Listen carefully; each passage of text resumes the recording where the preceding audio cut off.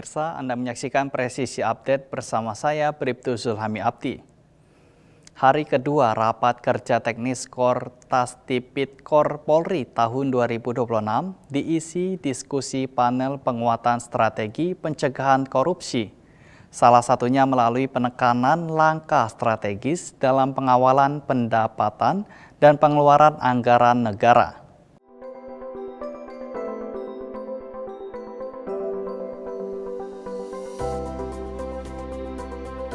Forum strategis hari kedua Rapat Kerja Teknis Kortas Tipikor Polri digelar di Hotel Mercure Ancol, Jakarta pada Selasa 28 April 2026. Kegiatan ini dihadiri pejabat utama Kortas Tipikor dan diikuti penyidik dari tingkat Mabes Polri hingga kewilayahan.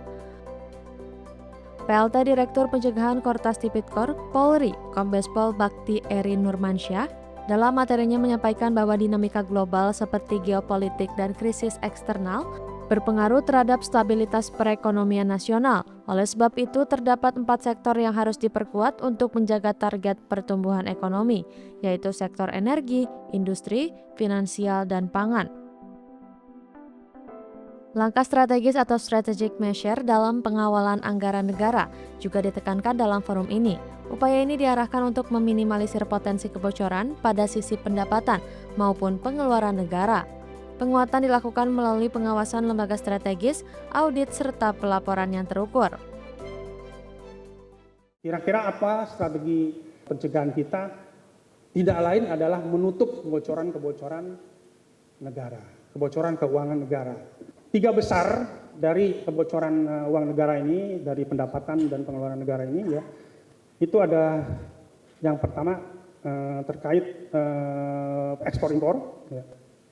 Ada trade misinvoicing, kemudian yang kedua sektor pertambangan, yang ketiga adalah penyelewengan pajak dan subsidi. Nah, kalau misalnya APBN kita tidak bocor, tentu ya kita bisa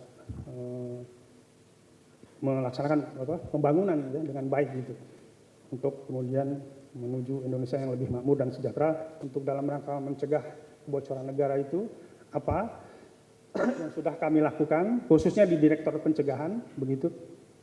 Nah, ini struktur organisasi, rekan-rekan mungkin sudah tahu dulu dari Direktur Tipikor Baris Krim menjadi Kortas Tipikor. Khusus untuk dicegah itu ada 3 subdit, ya, yaitu subdit 1 itu melakukan sebuah identifikasi dan aksi pencegahan korupsi, ya, korupsi, suap dan pencucian uang, begitu bunyinya di Perpol nomor 4 tahun 2025. Kemudian subdit 2 melakukan monef dan kepatuhan. Bagaimana misalnya instansi kementerian lembaga atau bahkan BUMN, BUMD itu bisa menjalankan proses bisnisnya begitu sesuai dengan regulasi yang ada. Nah, ini tugas dari subdit 2. Kemudian subdit 3 itu melakukan sebuah kerjasama dan kemitraan. Sebagai tindak lanjut, jajaran kewilayahan didorong memperkuat sinergi lintas sektor, integrasi data, serta pendampingan program prioritas pemerintah.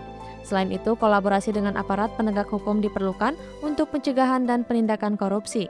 Langkah ini dilakukan secara hati-hati untuk mencegah iklim investasi serta mendorong pengembalian kerugian negara. Dari Jakarta, Tim Liputan Polri TV.